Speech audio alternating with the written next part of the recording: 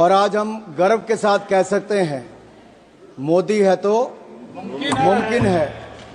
और ये मुमकिन करके दिखाया, इसका सबसे बड़ा सबूत ये बजट है, क्योंकि ये सिर्फ एक वार्षिक बजट नहीं, ये विकसित भारत का रोड मैप है और संकल्प से सिद्धि तक ले जाने का रास्ता है। लेकिन माननीय सभापति जी, जैसे ही हम लोग विकसित भारत की बात करते हैं, विपक्ष के पेट में मरोड़ पड़ने शुरू हो जाते हैं। और यही नहीं, ये दर्द थोड़ा इससे भी ज्यादा दिखेगा।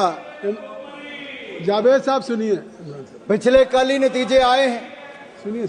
और दिल्ली के चुनाव के नतीजों ने बताया कि दिल्ली वालों ने आपदा मुक्त दिल्ली कर दी है।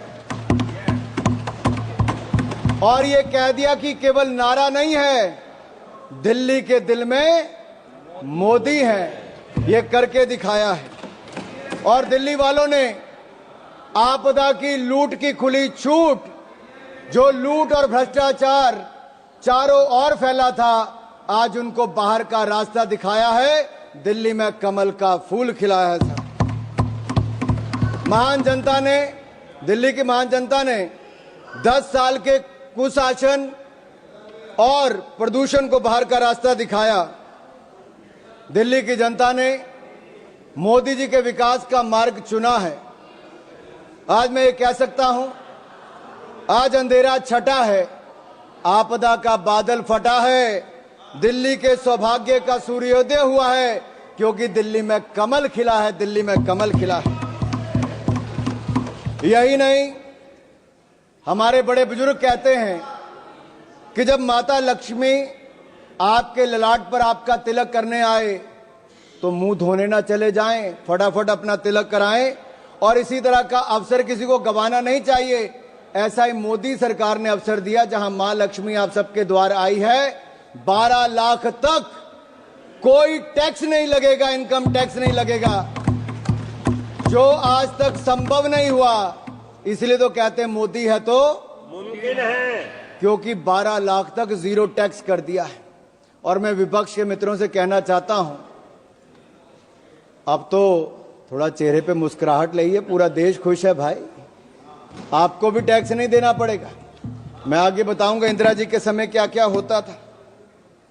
आज भारत के 4 ग्रोथ इंजन तय हुए हैं, एग्रीकल्चर हो, एमएसएमई हो, इन्वेस्टमेंट हो या एक्सपोर्ट हो। और हमने जो विकसित भारत के लिए लक्ष्य तय किए हैं माननीय सभापति जी, वो भी सन 2047 तक शून्य गरीबी होगी, गरीबों को गरीबी से मुक्ति मिलेगी। वहीं पर 100% गुणात्मक शिक्षा दी जाएगी, हर व्यक्ति को अच्छी स्वास्थ्य की सुविधा और सस्ते दाम पर दी जाएगी। और वहीं पर श्रमिकों का कौशल विकास होगा और उचित उनको रोजगार के अवसर दिए जाएंगे। हमारे विकास की भागीदारी में महिलाओं को 70% उनका योगदान इकोनॉमिक एक्टिविटीज में होगा। और हमारे किसानों के दम पर भारत दुनिया की फूड बास्केट बनेगी, यानी कि food basket of the world हम भारत को बनाकर दिखाएंगे। माननीय सभापति जी, हमारा मानना है मध्यम वर्ग खुश तो देश खुश, किसान का सम्मान तो देश का सम्मान, गरीब का भला तो देश का भला।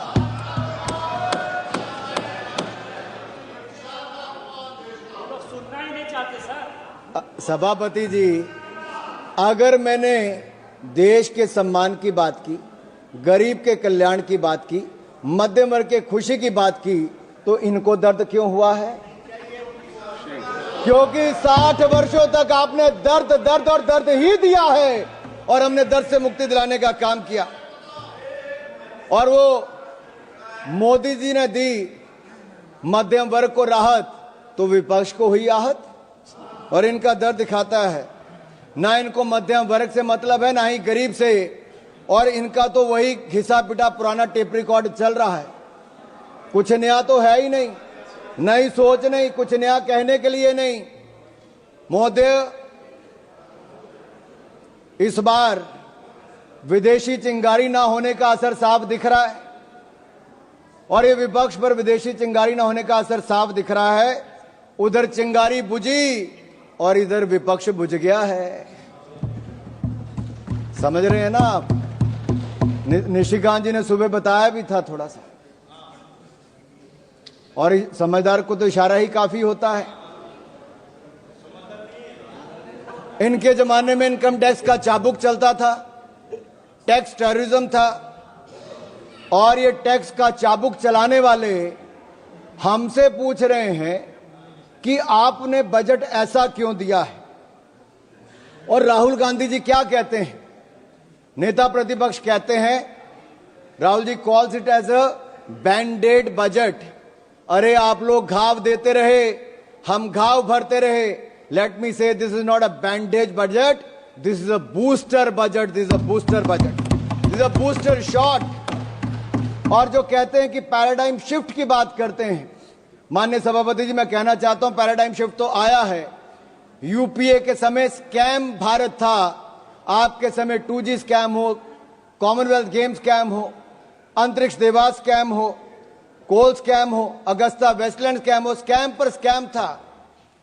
और ये स्कैम भारत से आज सक्षम भारत की ओर कोई लेकर आया है तो नरेंद्र मोदी जी लेकर आए हैं। आज हम बात करते हैं एस्पिरेशनल इंडिया की, स्टार्टअप इंडिया की, विकसित इंडिया की, खेलो इंडिया की। अभी दयानिधि मारन जी खेलो इंडिया की बात कर रहे थे, वो अपने राज्य के खेल मंत्री की बात तो की, ये नहीं बताया कि मोदी जी ने खेलो इंडिया दिया था और तमिलनाडु में कराने का निर्णय हमने लिया था। उस समय मैं ही खेल मंत्री था, मोदी जी ने लिया था। And let me say this to each and everyone, aspirational India will not sit until we make India विकसित। और ये विकसित भारत हम बनाकर रहेंगे। हमारी एक नहीं अनेक योजनाएं उसी दिशा में है। कांग्रेस के समय जब बजट था तो एक फैमिली के वेलफेयर के लिए था। आज मोदी सरकार का बजट नेशनल वेलफेयर के लिए, नेशनल वेलफेयर के लिए। इनके लिए परिवार प्राथमिकता थी, हमारे लिए देश प्राथमिकता है। और इसीलिए आज लगातार हम लोग आगे बढ़ रहे हैं। मुझे पता है आप लोग मिडिल क्लास के नाम पे, आपके चेहरे पे दर्द क्यों दिखा। ये दर्द जो झलका है ना साहब इनका, इनके लिए मिडिल क्लास के वर्ग, टैक्स पेयर, इनकी तिजोरी भरने वाला था। टैक्स तो मिडिल क्लास देता था, घोटालों में कांग्रेसी पैसा खा जाते थे, एक के बाद दूसरा स्कैम करके दिखाते थे। इन लोगों के लिए मिडिल क्लास इनकी तिजोरी भरने वाला है। हमारे लिए मोदी जी के लिए मिडिल क्लास ग्रोथ पार्टनर है, देश के विकास का भागीदार है। इनके समय टैक्स टेररिज्म था, टैक्स कलेक्शन, उस पर प्रेशर बनाया जाता था। हमारे समय टैक्स में राहत दी जाती है और साथ ही साथ टैक्स कलेक्शन बढ़ाकर भी दिया जाता है। One nation one tax, GST लाने का किसी में दम था तो प्रधानमंत्री नरेंद्र मोदी जी लेकर आए। आज रिकॉर्ड जीएसटी कलेक्शन है साहब, 1,75,000 करोड़ रुपया औसतन हर महीने का टैक्स कलेक्शन है। उसका सबसे बड़ा लाभ राज्य की सरकारों को मिल रहा है। और यह बजट केवल जीडीपी का आंकड़ा नहीं, या मैं कहूं जीडीपी का नहीं, जो ग्रॉस डोमेस्टिक प्रोडक्ट आप कहते हैं वो नहीं, ये जीडीपी हमारे लिए है गरीब, देशभक्ति और प्रगति। जीडीपी गरीब, देशभक्ति और प्रगति इनके लिए है। मिडिल क्लास का पैसा अब कांग्रेस के खाते भरने के लिए नहीं, मिडिल क्लास के अपने खाते में जाएगा। क्योंकि मिडिल क्लास के भाई और बहनों, अब आपको 12 लाख तक कोई टैक्स नहीं देना पड़ेगा, आपको टैक्स मुक्त कर दिया जाएगा। राहुल जी जीरो चेक कर लीजिए, 1 जीरो और भी है। अच्छा सुप्रिया जी नहीं दिखाता, चलो सुप्रिया जी ने कहा मैं नहीं दिखाता। ये कांग्रेस की सीटों की बात नहीं है, मैंने छोड़ दिया सुप्रिया जी। सुप्रिया जी वो रेफरेंस, सुप्रिया जी अगर आपको लगता है कि हमने मध्यम वर्ग के लिए 0% टैक्स किया है 12 लाख तक, अगर आपको लगता है दर्द हुआ है, आपको इससे खुशी नहीं है, तो आपकी खुशी से ज्यादा हमें देश के करोड़ों मध्य वर्ग के चेहरे पे खुशी दिखती है, क्योंकि ये देश के विकास में एक बड़ा योगदान देने वाली। ये जीरो गिनने की बात आप उनको मत एड्रेस करिए, आप इधर माननीय सभापति जी, ये जीरो चेक करने की बात मैंने राहुल गांधी जी से की, और वो आपने रेफरेंस दिया है, और मैंने रेफरेंस दिया है, और मैं आप सबके सामने पूछ, माननीय सभापति जी सन 2014 के लोकसभा चुनाव दिल्ली की जनता ने कांग्रेस को कितनी सीटें दी? 0। 2015 के विधानसभा में कांग्रेस को कितनी सीटें दी? 0। 2019 के लोकसभा में कितनी सीटें दी? 0। 2020 के विधानसभा में कितनी सीटें दी? 0। 2024 के लोकसभा में कितनी सीटें दी? 2025 के विधानसभा में कितनी सीटें दी? 0। अगर ये जीरो का रिकॉर्ड बनाने का काम किसी ने किया है तो राहुल जी के नेतृत्व में कांग्रेस पार्टी ने किया है। आप नहीं, nothing will go on record, nothing will go on record. Sir, ये दिल्ली वालों ने तो कांग्रेस को बड़ा जीरो दे दिया, अब बंगाल में भी तृणमूल का जीरो होने वाला है। Kindly address to the chair. Nothing will go on the record except Anurag Thakur ji. Please you address. Sir, मैं मध्य वर्ग पर टैक्स की बात कर रहा था। सर, मेरा तो उस समय जन्म भी नहीं हुआ था, लेकिन 28 फरवरी 1970, सर मैं जून 1975 की बात नहीं कर रहा जब इंदिरा जी ने इमरजेंसी लगाई थी, मैं 28 फरवरी 1970 की बात करता हूं जब इंदिरा गांधी जी ने बड़ी निर्ममता के साथ इस देश के सामने मिडिल क्लास पर टैक्स लगाने की घोषणा की थी। और मैं एक टेप लाया हूं, मैं सुना दूं आपके सामने। इंदिरा जी का भाषण सुनाऊं थोड़ा सा? क्या था? नहीं, जमा कर दीजिए। नहीं जमा कर दीजिए, आप जमा कर दीजिए। नहीं, इनमें से बहुत सारे नहीं, आप सर, अपनी बात इंदिरा जी ने नहीं सर, ये कांग्रेस पार्टी कहां मैं इजाजत दे रहा हूं? आप बढ़िए। सर, कांग्रेस चाहती है कि इंदिरा जी की टेप ना चले, नियम कहता है कि ना चले, लेकिन मैं आंकड़ा जरूर बताना चाहता हूं कि कैसे इंदिरा जी ने एक और तो इमरजेंसी लगाकर काला अध्याय दिया, लेकिन दूसरा 28 फरवरी 1970 को सरकार के टैक्स स्ट्रक्चर को देख लीजिए, जहां पर कमाई करने वाले जिनको दिन रात मेहनत करते थे उनको डायरेक्ट टैक्स 97.5% लगा दिया गया था। 97.5% टैक्स लगा दिया था। और सर, मैं सुप्रिया जी से पूछना चाहता हूं, मनीष तिवारी जी और अन्य विपक्ष के नेताओं से पूछना चाहता हूं, उस समय का 97.5% टैक्स ठीक था या आज नरेंद्र मोदी जी की सरकार में जीरो टैक्स ठीक है? उस समय 5,000 के बाद इतना टैक्स लग जाता था।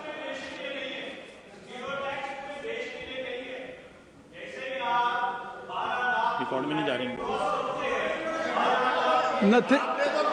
कोई चीज रिकॉर्ड में नहीं जा रही है। Nothing will go on record except Anurag Thakur ji speech. Please आप कहिए। माननीय सभापति जी, आप उधर क्यों देखते हैं? माननीय सभापति, आप इधर देखिए। मैं आपको ही कह रहा हूं माननीय सभापति जी, ये मनीष जी का दर्द बहुत झलका, क्योंकि इनकी आमदन 12 लाख से ज्यादा हो सकती है, मैं उस पर टिप्पणी नहीं करूंगा, लेकिन जो करोड़ों लोगों की 12 लाख तक की आमदन है, मैं पूरी जिम्मेदारी के साथ कहता हूं 12 लाख तक कोई टैक्स नहीं देना पड़ेगा, जीरो टैक्स है। और मैं याद करा दूं कांग्रेस के अपने मित्रों को, उस समय 5,000 की आमदन के बाद 97.5% टैक्स सरचार्ज लगा के कर दिया था। और काला धन अगर किसी के कारण इकट्ठा हुआ, भाई निशिकांत दुबे जी को याद होगा, प्रणब मुखर्जी ने जो अपना व्हाइट पेपर दिया था, उस सब में कहा गया था कि काला धन के पीछे कारण क्या है, तो उस समय की कांग्रेस की नीतियां थी जो काला धन करने के लिए काम करना पड़ता था। यही दिया था कि नहीं दिया? अगर ये सब इनके समय, सर हम तो देश के लोगों को ईमानदारी से टैक्स देने की बात कर रहे हैं और देश के टैक्स पेयर का धन्यवाद करते हैं, वो ईमानदारी से टैक्स दे रहे हैं, तो आज जाकर जनता को पक्का मकान भी मिल रहा है, शौचालय भी मिल रहा है, पानी भी मिल रहा है, अनाज भी मिल रहा है। ये मिल रहा है क्योंकि एक ईमानदार सरकार नरेंद्र मोदी जी के नेतृत्व में चल रही है। ये मिडिल क्लास के खाते में सेंधमारी करते थे। सर लीडर ऑफ ऑपोजिशन है नहीं, शायद वो आलोपित हो गए हैं, मैं इस पे नहीं कहूंगा। सर वो बार बार सर बैठे बैठे मत टिप्पणी करिए जावेद साहब।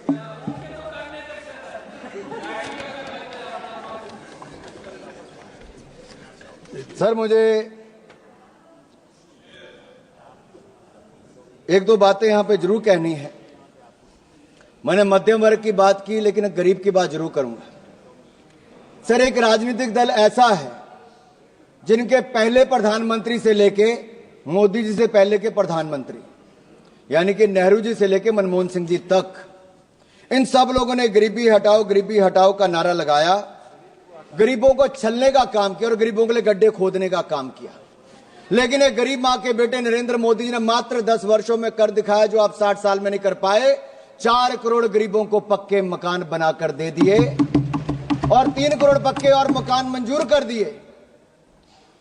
लेकिन इनके किसी सांसद की सदस्यता जाने पर जब मकान खाली करने को कहा जाता है तो इनका दर्द तब झलकता है कि मकान खाली कर दिया, मकान नहीं है।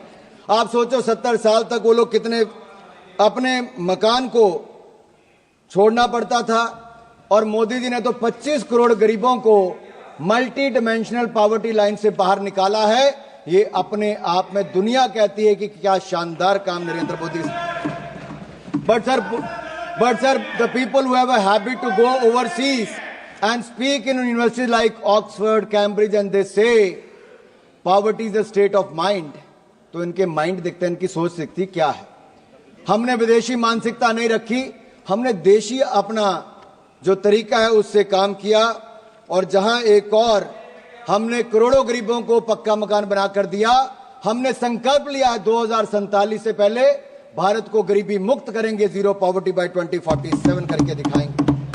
लेकिन सर, कुछ लोगों की दिक्कत है, कुछ लोग अमेठी रायबरेली जाते हैं तो उनको तो झोंपड़ियां चाहिए थी, सड़कों पे लेटे हुए गरीब चाहिए थे, फोटो सेशन के लिए झोंपड़ी होनी बहुत जरूरी थी, वर्षों तक ये होती रही, कलावती चाहिए थी।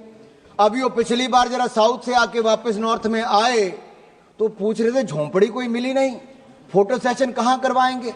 तो वहां के लोगों ने कहा, भाई नरेंद्र मोदी की सरकार ने पिछले 10 सालों में यहां के लाखों गरीबों के लिए पक्का मकान बनाकर दे दिया। अब उनको समृद्धि और स्वाभिमान के साथ जीना सिखा दिया है, और गरीबी रेखा के पार ले जाने का काम नरेंद्र मोदी जी की सरकार ने किया। मैं तो इतना ही कहूंगा, आपने गरीब और गुरमत में उनको रखा। सर, मुझे जो 1-2 बातें यहां पर और करनी है, मैं इतना ही कहूंगा सभापति जी, विपक्ष की बातों में सच का अभाव है, क्योंकि झूठ बोलना तो इनका स्वभाव है। और मैं आंकड़े देकर बताता हूं, अगर इनकी 2014 में 16 IIT थे, आज बढ़कर 23 हो गए, 13 IIM थे, आज बढ़कर 21 हो गए, 9 ट्रिपल IIT थे, वो 25 हो गए, 7 एम्स थे, 24 हो गए, 308 मेडिकल कॉलेज थे, 760 हो गए, 740 यूनिवर्सिटी थी, 1200 यूनिवर्सिटी हो गई, 74 एयरपोर्ट थे, 160 एयरपोर्ट हो गए, 91,287 किलोमीटर नेशनल हाईवे था, जो आज बढ़कर 1,50,000 किलोमीटर से ज्यादा हो गया। ग्रामीण सड़कें 3,23,000 किलोमीटर थी, आज 7,60,000 किलोमीटर हो गई। 248 किलोमीटर मेट्रो था, आज 1,000 किलोमीटर होकर दुनिया का तीसरा बड़ा मेट्रो बन गया। हमारी बिजली का उत्पादन 247 गीगावाट से बढ़कर 447 गीगावाट हो गया। यही नहीं, हमारा देश जो 10वें नंबर की अर्थव्यवस्था था, आज दुनिया की 5वीं बड़ी अर्थव्यवस्था बन गया है, और अगले 3 सालों में दुनिया की तीसरी बड़ी अर्थव्यवस्था बन जाएगा। जो कहते थे कि बजट कहां बढ़ा है, माननीय सभापति जी, डिफेंस का बजट 2013-14 में 2,03,499 करोड़ था, जो रिकॉर्ड बढ़कर 6,81,210 करोड़ रुपया हो गया। यही नहीं, सड़कें बनाने का, रोड ट्रांसपोर्ट का बजट इनके समय 25,476 करोड़ था, जो बढ़कर 2,87,000 करोड़ हो गया। रेलवे 27,000 करोड़ से बढ़कर 2,55,000 करोड़ कर दिया। होम अफेयर्स 53,371 करोड़ से बढ़कर 2,33,211 करोड़ हो गया। और यही नहीं, एग्रीकल्चर 17,395 करोड़ से बढ़कर किसानों के लिए 1,37,757 करोड़ हो गया। शिक्षा का बजट भी 71,000 करोड़ से बढ़ाकर 1,28,000 करोड़ से ज्यादा हो गया।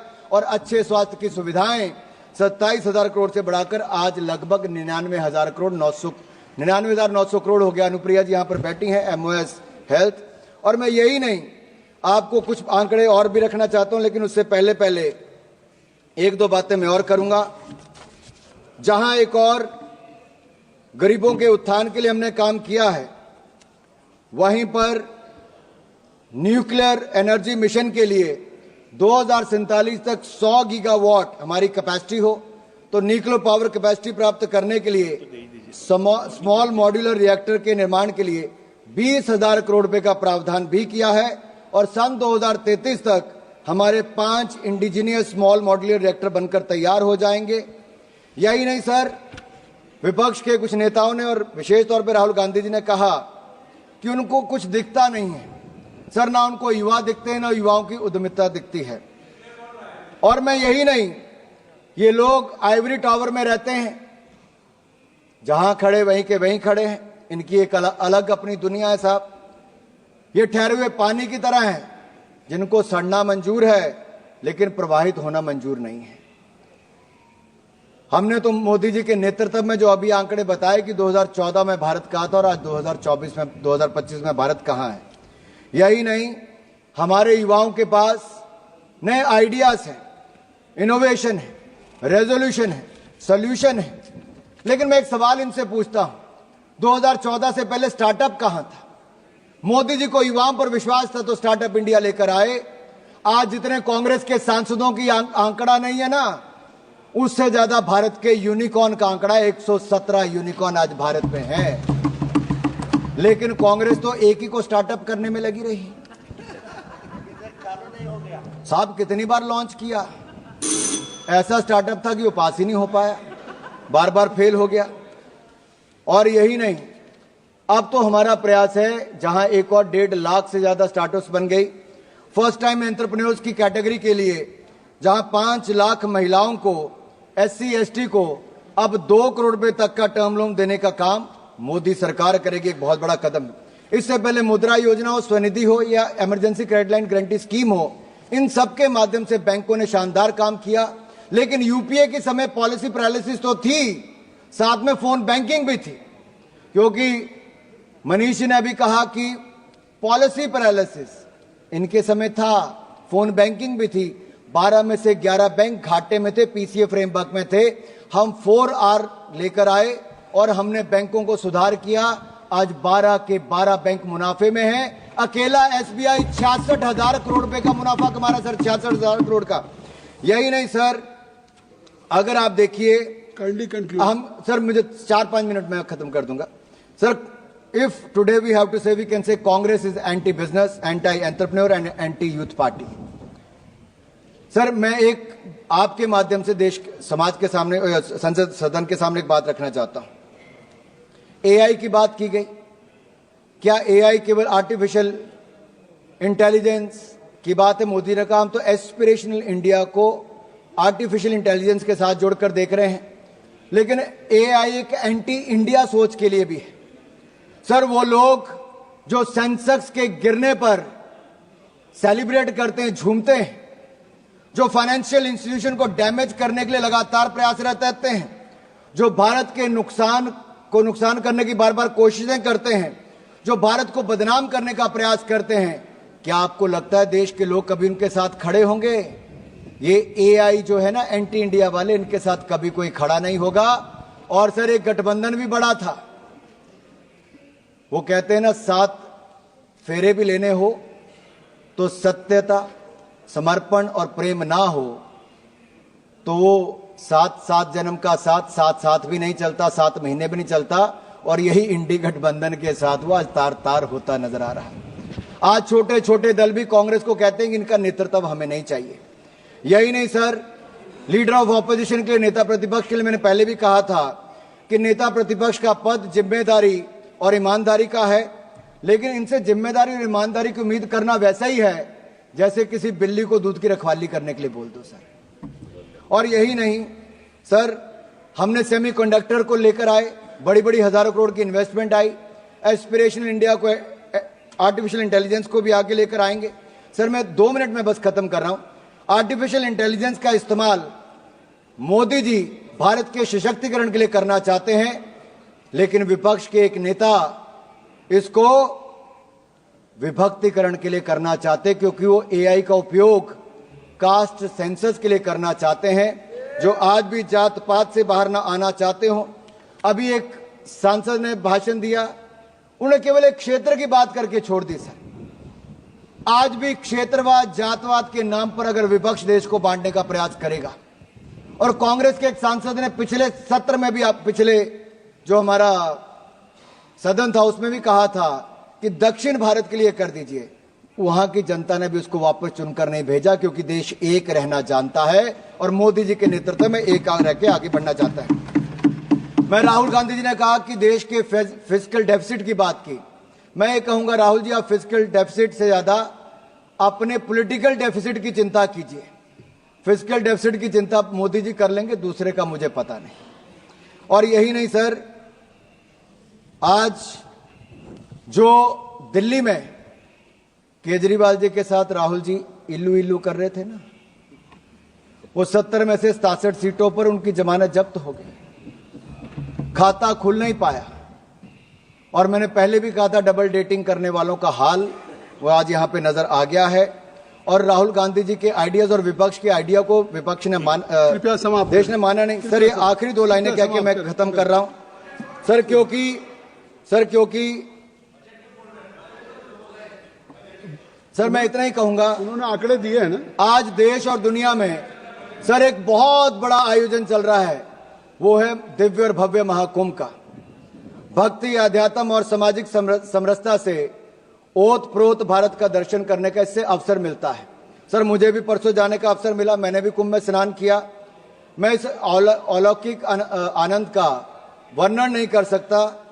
वैसे वहां के माहौल के बारे में एक बात जरूर मैं कर सकता हूं कि जात पात पूछे नहीं कोई, हरि को भजे सो हरि के होई। धन्यवाद।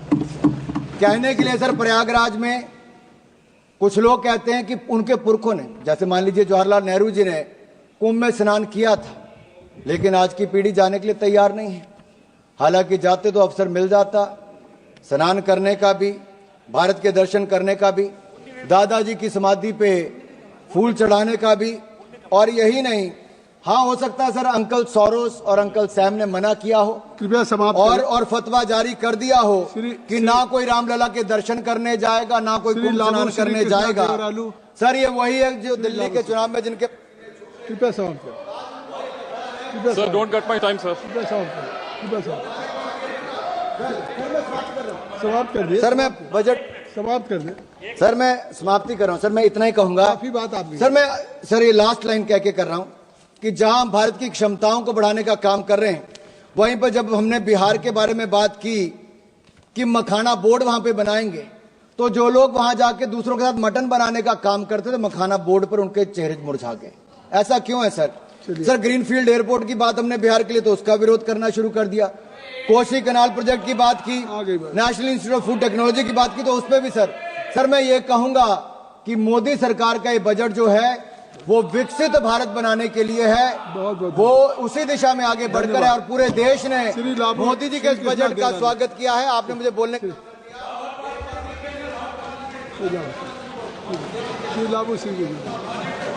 Sir,